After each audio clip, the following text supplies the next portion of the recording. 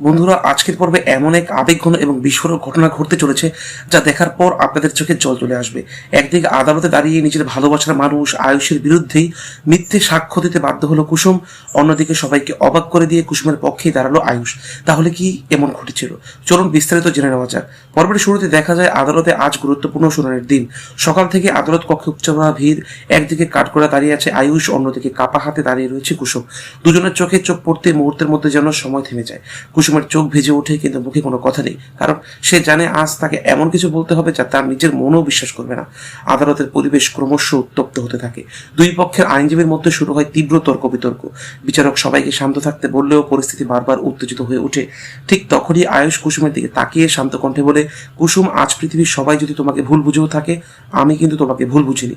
আমি জানি তুমি নিজের ইচ্ছায় এই কথা বলছো না, তুমি কোনো ভয় কিংবা চাপে পড়ে এই অবস্থায় এসেছো।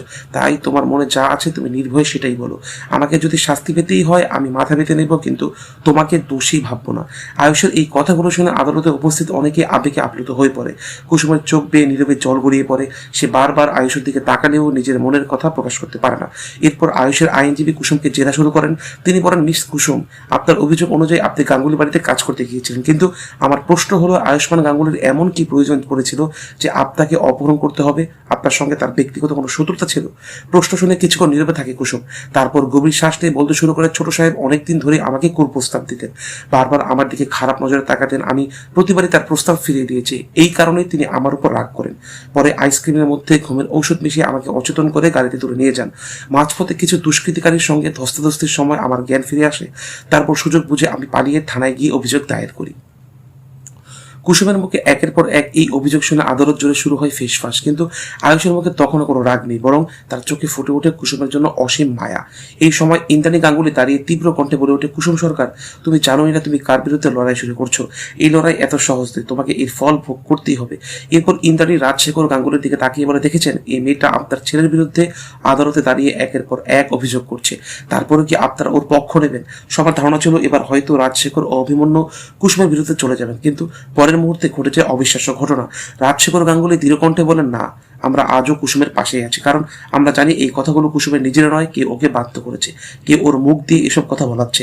কুসুম আজ নিজের জন্য নয়, অন্য কারো চাপে পড়ে এই মিথ্যে সাক্ষ্য দিতে বাধ্য হচ্ছে।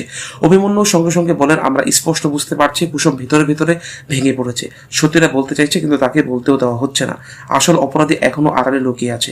এই কথাগুলো শুনে আদালতের পরিবেশ আবারও বদলে যায়। অনেকে ইন্দ্রাণীর দিকে সন্দেহের চোখে তাকাতে শুরু করে। বিচারকও পুরো বিষয়টি নতুন করে তদন্তের ইঙ্গিত শুরু করে। অন্যদিকে আয়ুষ শুধু একবার কুসুমের দিকে তাকিয়ে মৃদু হাসে। সেই হাসির মধ্যে যেন লুকিয়ে থাকে বিশ্বাস, ভালোবাসা আর অপেক্ষা। কুসুম বুঝতে পারে পৃথিবীর সবাই তাকে ছেড়ে গেলেও আয়ুষ এখনো তার উপর আস্থা হারেনি। এদিকে শ্যামের মুখে তখন স্পষ্ট ভয় চাপ, কারণ সে বুঝে গেছে সত্যিটা আর বেশি দিন লুকিয়ে রাখা যাবে না।